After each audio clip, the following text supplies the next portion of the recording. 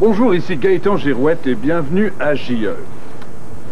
Aujourd'hui à l'émission, nous démasquerons un méchant, nous stoulerons un saf et nous espionnerons un pas fin.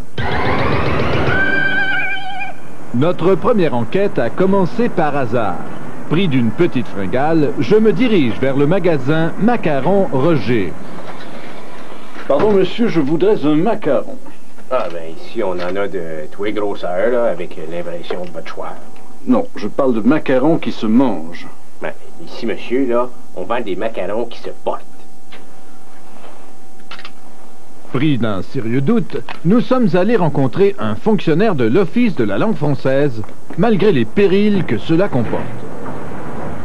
En effet, M. Girouette, le petit Robert est formel. Un macaron est un petit gâteau sec, ovale ou rond à base de pâte d'amande, de blanc d'œuf et de coconut. Donc si monsieur prétend me vendre ceci comme étant un macaron, c'est de la fausse représentation. Il n'y a aucun coconut là-dedans. Ceci est un badge, insigne rond portant une inscription et non pas un macaron, petit gâteau sec. Ok, on a compris!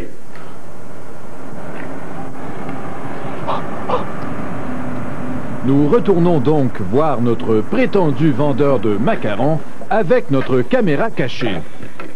Bonjour monsieur, je suis un simple client qui a faim. Je ne suis pas journaliste, je n'ai pas de caméra cachée et je voudrais un macaron s'il vous plaît. Ben ici on a de tous les styles, tous les modèles. Ah ah! Je vous prends sur le fait. Ce ne sont pas des macarons, ce sont des badges.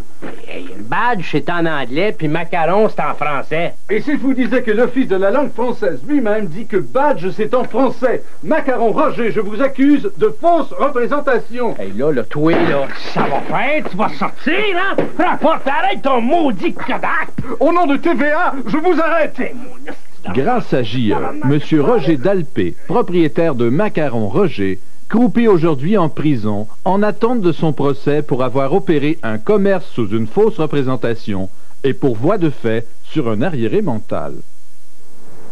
La semaine prochaine à JE, ma co-animatrice Jocelyne Cassedebain vous présente un reportage sur de dangereux criminels.